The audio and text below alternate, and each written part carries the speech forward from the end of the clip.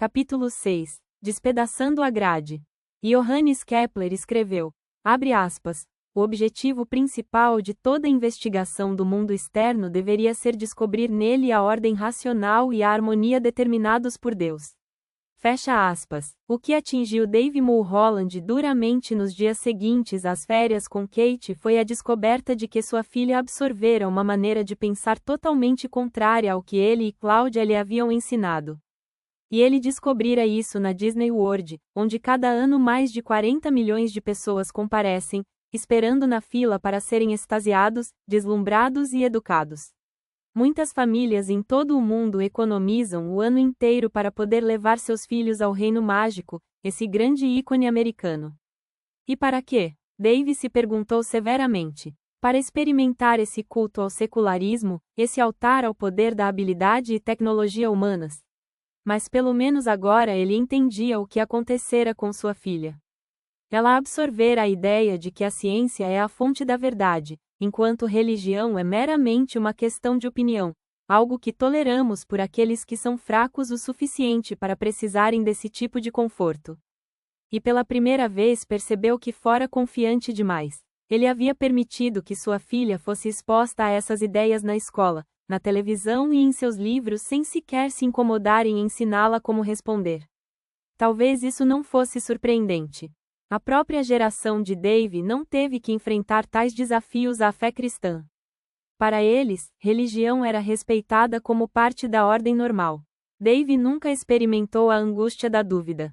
Ele sempre esteve satisfeito com simplesmente ir à igreja e aceitar um conjunto de crenças que faziam sentido para a vida. Mas tudo havia mudado. Agora precisava defender o que acreditava. Por amor de sua filha, se não por ele mesmo. Essas não são simplesmente minhas ideias, papai, Kate argumentou naquele dia na Disney World. Elas são o que aprendi na escola. São o que todos acreditam. A natureza é nosso criador? Kate estava certa. A visão dominante em nossa cultura hoje é radicalmente unidimensional. Que a natureza é tudo o que precisamos para explicar tudo o que existe, inclusive a vida. Esta é, no fundo, a filosofia do naturalismo. Ela não somente permeou os currículos escolares, mas também tem sido amplamente expressa na cultura popular, desde a Disney World aos programas sobre a natureza na televisão e aos livros infantis. Toda cosmovisão tem que começar em algum lugar, tem que começar com uma teoria de como o universo teve início. O naturalismo começa com a suposição fundamental de que as forças da natureza sozinhas são adequadas para explicar tudo o que existe. Enquanto a Bíblia diz, no princípio, criou Deus os céus e a terra, Gênesis 1,1. Os naturalistas afirmam que no princípio eram as partículas, juntamente com leis naturais cegas e sem propósito. Essa natureza criou o universo a partir do nada, através de uma flutuação quântica. Essa natureza formou o nosso planeta, com sua habilidade única de sustentar a vida. Essa natureza uniu os elementos químicos que formaram a primeira célula viva. E o naturalismo diz que a natureza agiu através de mecanismos darwinianos para desenvolver formas de vidas complexas e, finalmente, seres humanos, com as maravilhas da consciência e da inteligência. Os cientistas naturalistas tentam dar uma impressão de que são racionais e objetivos, implicando que pessoas religiosas são subjetivas e preconceituosas em favor de suas crenças pessoais. Mas isso é um truque, pois o naturalismo é muito mais uma filosofia, uma cosmovisão, um sistema de crença pessoal, como o é qualquer outra religião. O naturalismo começa com premissas que não podem ser testadas empiricamente, tal como a suposição de que a natureza é tudo o que é, ou sempre foi, ou sempre o será, para usar uma frase do popular programa científico Cosmos, do já falecido Carl Sagan. Essa não é uma afirmação científica, pois não há nenhuma forma concebível em que isso possa ser testado. Isso é uma filosofia. Como veremos ao longo do resto desta sessão, essa é a filosofia que dá suporte a todo o empreendimento evolucionista, a partir de suas afirmações sobre o começo do universo, o começo da vida e o aparecimento de formas de vida complexas. Mais do que qualquer outro, foi Sagan quem popularizou a cosmovisão naturalista e a enraizou de modo firme na mente do americano comum. O cabelo escuro penteado de lado, o sorriso, Colgate, a personalidade cativante, tudo isso acrescido de poderosa influência sobre milhões de telespectadores que sintonizavam o seu programa Cosmos, no canal PBS. Semana após semana trazia imagens surpreendentes de estrelas explodindo e espalhando nuvem cósmica dentro das casas e escolas por toda a nação. Mas isso não é tudo que Sagan trouxe. Com seu jeito envolvente, era um televangelista do naturalismo, uma filosofia que abraçava com fervor religioso. Logicamente, o que quer que você considere como sendo o ponto inicial de sua cosmovisão funcionará, com efeito, como sua religião. Pegue o slogan de Sagan: o cosmos é tudo o que é, ou sempre foi, ou sempre o será. Acento circunflexo, linha de abertura em Cosmos, seu livro baseado na série da televisão. Aqui, Sagan está capitalizando formas litúrgicas. Desde o tempo da Igreja primitiva, os cristãos cantam o Glória Patri, glória seja dada ao Pai, e ao Filho, e ao Espírito Santo, como era no começo, é agora, e sempre o será, universo sem fim. Sagan está claramente oferecendo uma liturgia substituta, uma cadência ao cosmos. O fato puro e simples de ele capitalizar a palavra cosmos, exatamente como os crentes capitalizam a palavra Deus, é uma forma evidente de demonstrar que é apoiado por fervor religioso. No programa de televisão e nos livros de Sagan, ele torna claro que o Criador transcendente revelado na Bíblia não tem utilidade nenhuma. O cosmos é sua deidade. Em um de seus muitos best-sellers, Sagan descreve o Deus cristão desdenhosamente como um homem enorme, de pele clara e com longa barba branca, sentado em um trono em algum lugar no céu, ocupadamente registrando a queda de cada pardal. Sagan considera o cosmos como o único ser autoexistente e eterno, um universo que é infinitamente antigo, não requer nenhum criador. Ponto após ponto, Sagan oferece um substituto naturalista para a religião tradicional.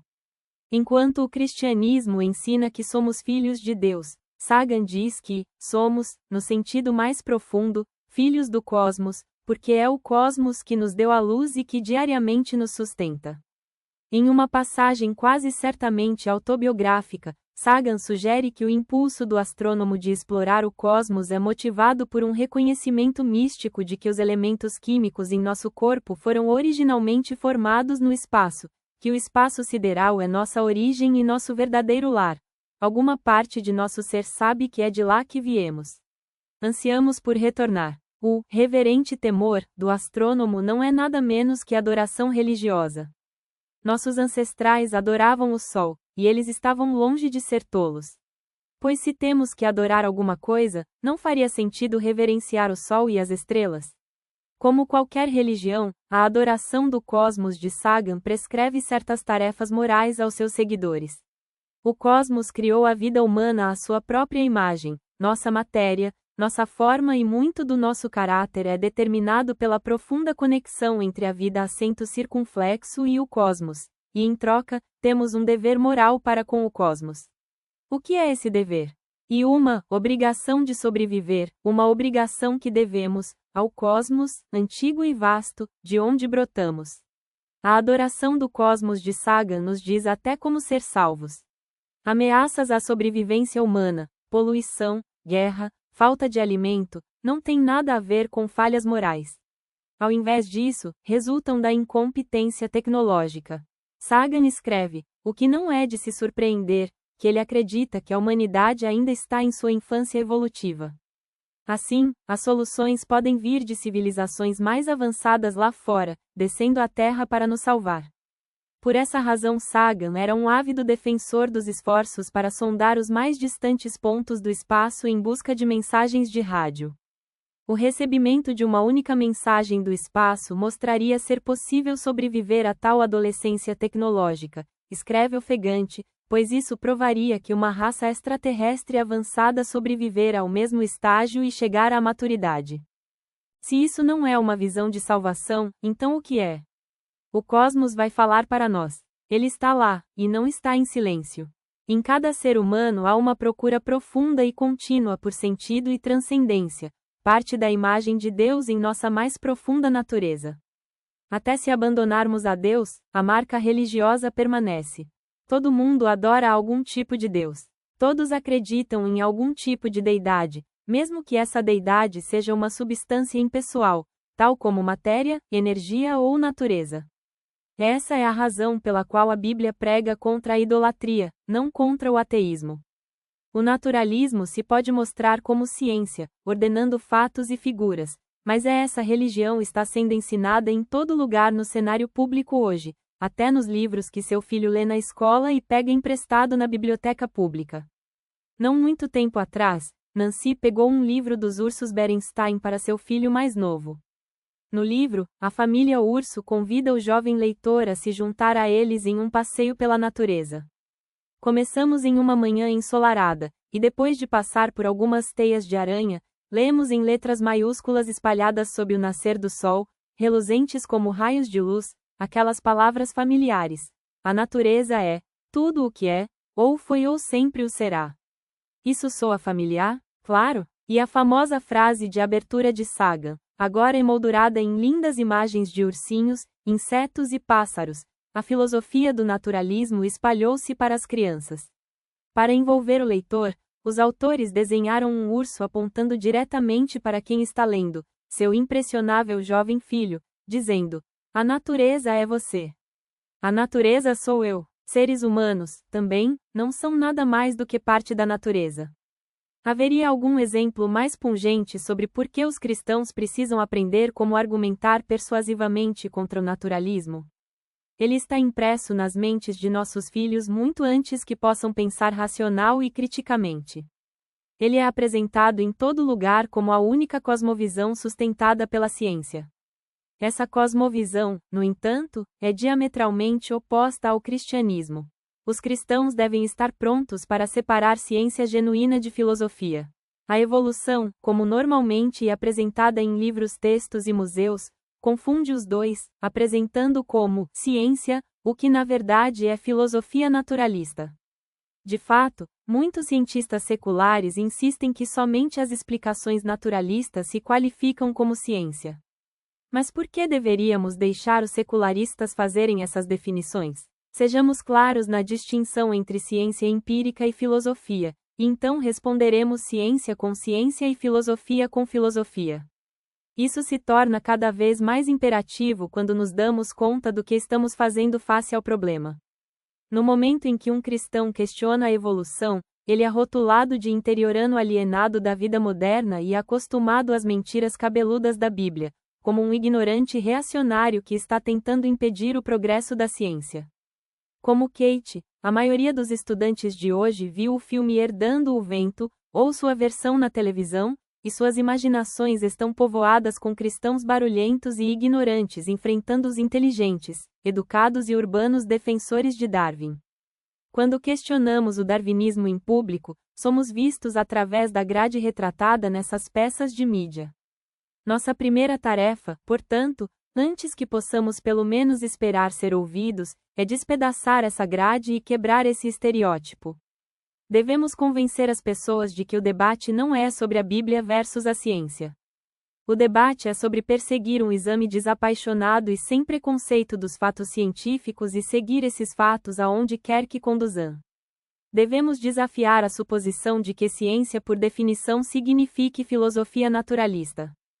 A verdadeira batalha é de cosmovisão contra cosmovisão, religião contra religião.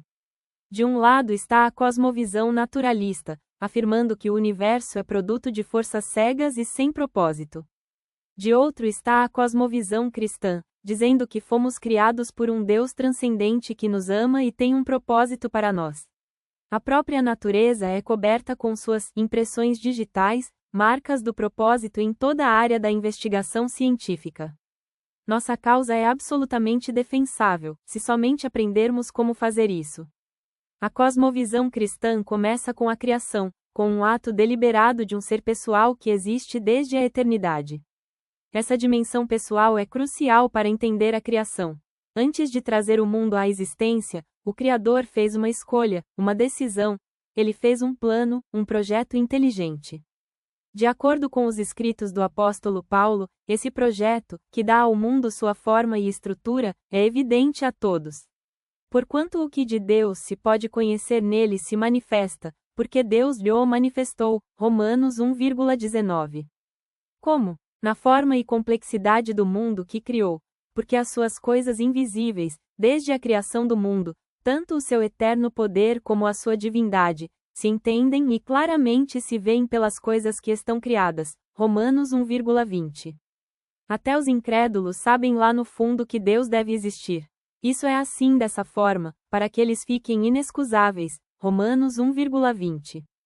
Em outras palavras, Paulo ensina que aqueles que olham honestamente para o mundo em volta deveriam ser capazes de concluir que ele foi criado por um ser inteligente. Nos capítulos seguintes, vamos olhar por cima do ombro de Dave Mulholland em sua busca pelas respostas para as perguntas de sua filha. Quem está certo, Sagan ou o apóstolo, quando este ensina que a evidência da criação pode ser claramente vista por todos? O universo se criou sozinho? A vida surgiu de um mar de elementos químicos? Você pode entender a intrincada complexidade das plantas e animais sem uma inteligência para guiar o processo? O que vamos descobrir pode ser tão surpreendente para você como foi para Dave.